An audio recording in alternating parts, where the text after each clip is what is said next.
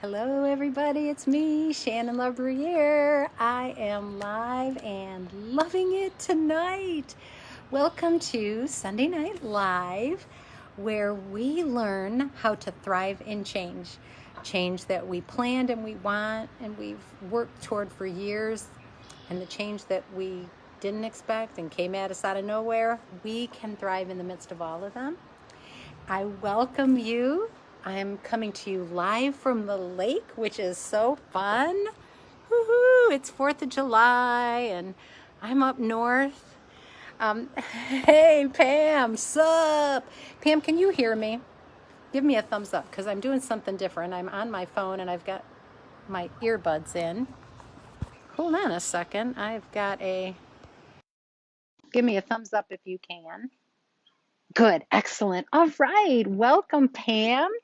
So, you guys, I'm a little bit casual today. I hope you're enjoying, especially if you're in the United States, if you are enjoying your 4th of July, your freedom. So, of course, we are going to talk about freedom today because that's what's been on my mind. It's been on my mind for a couple of weeks, actually, but particularly this weekend because here in the United States, it is Independence Day, 4th of July, where we celebrate the signing of the Declaration of Independence, where America actually officially decided we want to be a country. It was a pretty bold move. It was, to put it lightly, it was a pretty bold move to create a nation uh, because you want to be able to live in a way that differs from the country that's been charging you a lot of money to do everything for you. Anyway, that might not be historically accurate. You guys, I might have to delete this if I'm not historically accurate. But anyway, you get the drift. I'm thinking about freedom and the people that declared freedom 200 and some odd years ago. I think it was 1776. Uh, the people who declared freedom from Great Britain to create the United States of America were pretty bold people. And the truth is that freedom requires boldness. 100%. Freedom requires boldness. Freedom is a little bit scary for some people. Sometimes it's a little bit scary for me. I'll just be honest. And freedom also is often not very comfortable. So if you've got the idea that freedom means 100% of the time happiness and excitement and everything's going great because I'm free. Um, I hate to break it to you, but freedom is not like that. Uh, but it's still worth having. Freedom is still worth pursuing.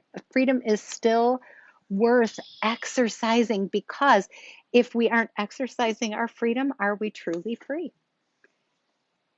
If we're not exercising our freedom, are we truly free? And I would love for you, Pam, I see you. I see there's a couple more people watching, and I think this is fun on a holiday. So whoever jumps in, welcome.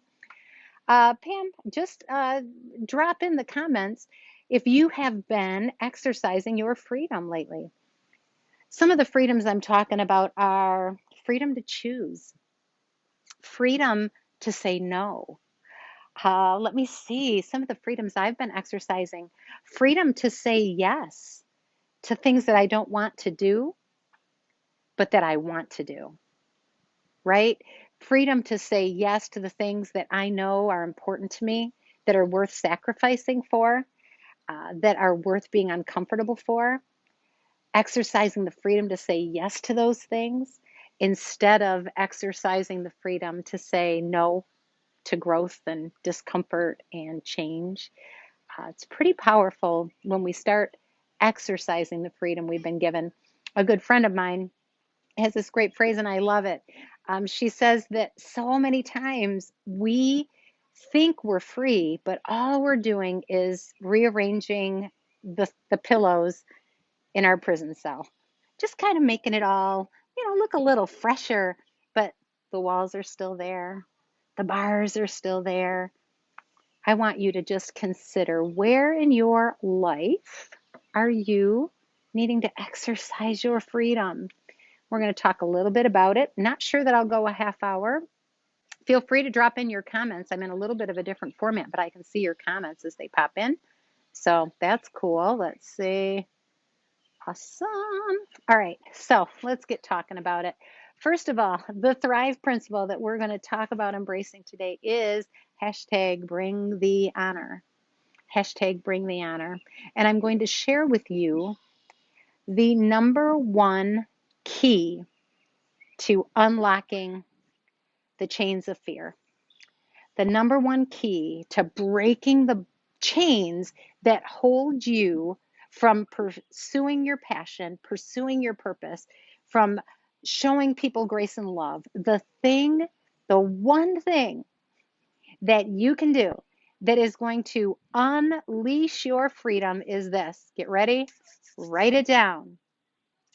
It is love. Love. My favorite book, the Bible, says this: perfect love gets rid of all fear. Perfect love casts out all fear. The world's best massage therapist, who is Linda Augustine, by the way, and she is a faithful Sunday Night Live viewer. So, hello, Linda. Shout out to Linda. Linda Augustine shared with me one of the most profound statements that I have used for myself over and over and over when I am confronted with fear. Fear of change, fear of exercising my freedom to do something different, to do something new. When I confront fear, when I feel fear in my life, I use this beautiful phrase straight from Linda Augustine, and it is this: you can steal it. Fear, I hear you, but I choose love. Fear, I hear you, but I choose love. Not, I'm going to pretend I'm not afraid. Not, I'm going to stuff my fear. Not, I'm going to act as if nothing's wrong. Nope, it's not about acting as if. It is acknowledging, I have fear right now. I have fear. And I hear you, fear. But when it's all said and done, I'm going to choose love. Your fear of change, your fear of positive change will dissolve when you embrace love, when you choose love instead. Here's an example. About 10 years ago, maybe a little more, my husband experienced an eye injury, and I am really uncomfortable about eyes. I almost fainted one time at work when somebody was telling me about one of their eye exams. I have a low tolerance level for eyes and human anatomy in general. So actually, I wasn't born to be a nurse. I've known this all my life. Anyway, he suffered an eye injury and then he had to go and have it treated. And the whole process was really traumatic. And it was really traumatic for him. And so he didn't talk to me about it for a couple of days. And then he needed to talk about it. And I'm his wife. And so he wanted to talk about it to me. And my first instinct was to think, I can't do this. I cannot listen to this. I'm not kidding. I was in a panic. I cannot listen to this. But fear, I hear you, and I choose love. It is amazing what we can do when we decide to follow love instead of fear. It is amazing what we can do. And I took a couple of deep breaths and I said, I'm here to listen. What do you want to share? And I chose love. I love him. I love him. And I wanted to be there for him. And so I exercised my freedom to choose. Yep. Did I have freedom to say, I can't talk about that? Nope. Do I have boundaries that I use to protect myself from harm? I do. But in this case, I took a look at my boundaries, the things that I thought I can't do, and reframed it because I loved. When my mom became ill, again, folks, I don't like human bodies really, certainly not the technical parts of them. A little bit uncomfortable, a lot uncomfortable. And faced with the choice to exercise my freedom to say, you know what? I can't. I can't do that. It's too costly. It's too hard for me to take her to the oncologist and to advocate for her at the doctors. And the list was long.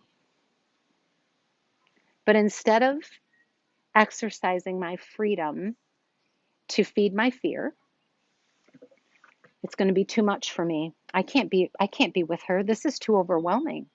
I don't want to hear this bad news. I don't want to see her like this. I was fearful. But fear, I hear you, and I choose love. Exercising my freedom to be different, to, how do I want to put it? To exercise until now, right? Until now, I had a hard time being present with somebody who was terminally ill, but I chose to love and I could carry on. When it was time for me to take care of messes from my children, parents, you know what that's like, the lessons or the messes from your children, right? I could have exercised my freedom to choose to not help, to not be there. But instead, because of love, I was able to choose to be with my family and to help my kids when they had been sick, when there was an ugly mess that smelled terrible, if you get my drift. I don't love that stuff. I don't have a high tolerance level for it. And yet, when I took my focus off of the fear of throwing up, the fear of being depressed, being overwhelmed, not being able to help enough, when I focused instead on how much did I love that person that I'm here to help, that I'm serving, all of a sudden my freedom expanded exponentially. Now I didn't just have the freedom to say no, I had the freedom to say yes to many things, to bringing honor to situations that I had never been in before, to navigating waters of human relationships and technical reports and all kinds of stuff that come from doctors that I didn't have any exposure to, but I exercised my freedom through love, and all of a sudden, a ton of opportunities opened up for me to be able to rise to the occasion, to do better than I thought that I would be, to exceed my own expectations. You have the freedom to not exercise your freedom. I guess that's the beauty of freedom, right? You can have it and you don't have to exercise it, but I hope you do. I hope you do because it is a great gift. It is a great gift. And there is no telling what you are able to do if you choose to listen to the love that's prompting you, that's drawing you, that's saying, hey, come this way, do this, follow this dream. Start this great project. Serve these people. Come on. Your purpose is calling to you. And if you will exercise your freedom to follow it because of love, the people that you impact will be changed forever. You will be forever changed. It is a sad thing when I see people who are stuck in a place they don't like, stuck in patterns that they hate, and yet they don't exercise their freedom to choose love and pursue something amazing. It is incredible what we can do because we love. We can say hard things. We can speak the truth in love. We can say hard things. We can navigate difficult, challenging situations that we never thought we could when we focus on love. There is freedom in love that we will never find in fear. Fear binds us, chains us up. It hamstrings us. It puts us in a straitjacket. We can't act. And the more we fear, the less we're able to move. But when we choose love, we walk in freedom. We walk in grace. We walk in peace. I want you to know that you can do the next thing that you need to do.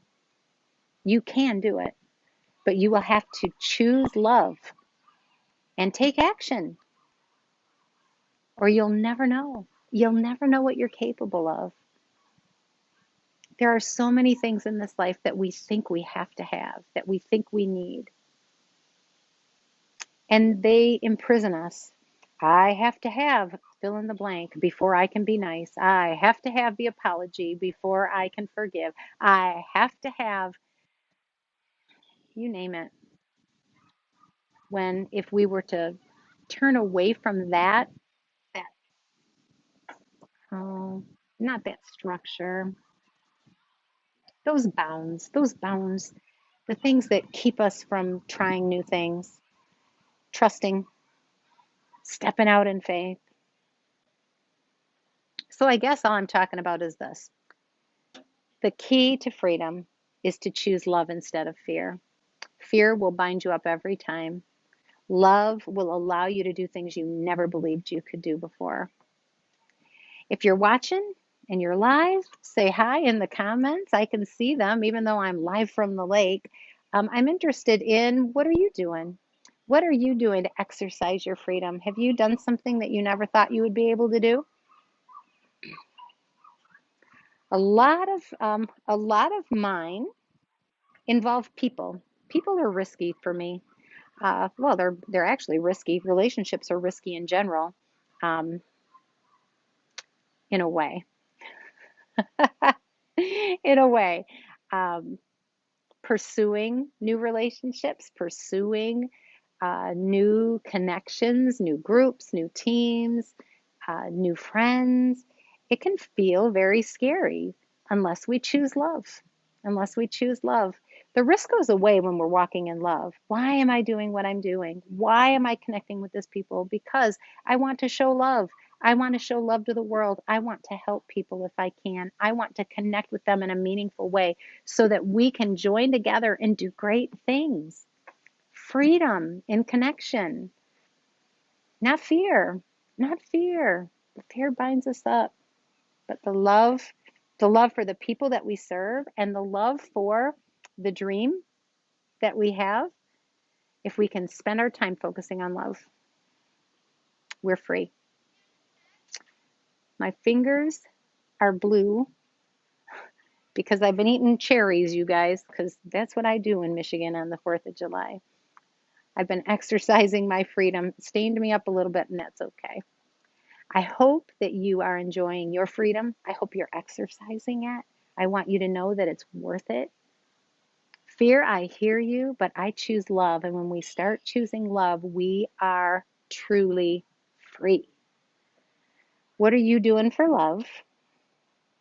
What risks are you taking for love? What change are you leveraging in your life for love? It's a lot easier to do it for love than it is to try and convince ourselves that we're not afraid. Connect with the love. This is why I'm doing what I'm doing. I can do this. So much simpler than listening to that voice of fear like that. All right, you guys. This has been a short one. I bless you. Mwah! God bless you. I want you to have the most amazing year. I want you to look back on July 4th, 2021 and realize, whoa, I chose freedom and what a difference it's made. If you want to talk about that, send me a message. We can connect and chat a little bit about the freedom you seek. I would love to talk with you about that. If you are struggling with communication, connecting with people, I want to invite you to join us in the Livestream Leadership Program. We are taking a deep dive in communication and being effective communicators, and it's not what you think. I would love for you to join us with that, just send me a message and I'll tell you how it happens. I'd love to have you. With that, I'm going to bless you. Take care. Have a great weekend. There's still one more day left of it, long weekend, and I will see you next week. Take care. Bye.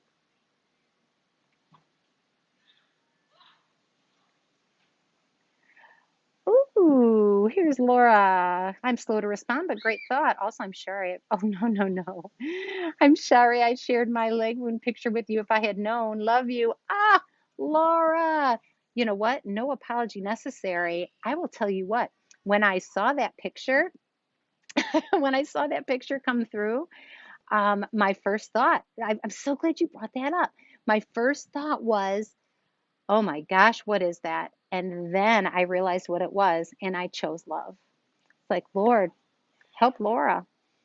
You were just fine sharing it with me. I will not say that I looked at it a lot, but I did look at it, and it really helped me to feel for you and feel your pain. So it's all right. Thank you for tuning in, and thank you for sharing your comment. All right, you guys, I am going. I love you. Bye. See if I know how to turn this off.